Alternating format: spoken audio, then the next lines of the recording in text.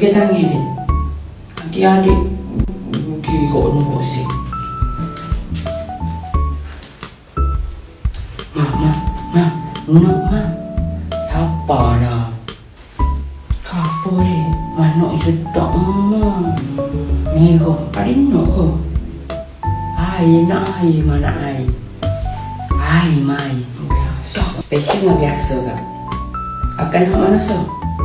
Hak ni deh. Ma banyak beli bagian beli sayurnya boleh ni hak biasa boleh saya dah hak biasa bukan hak special ya kan biasa ni apa ni special be kau ada ikan apa saya dah hak biasa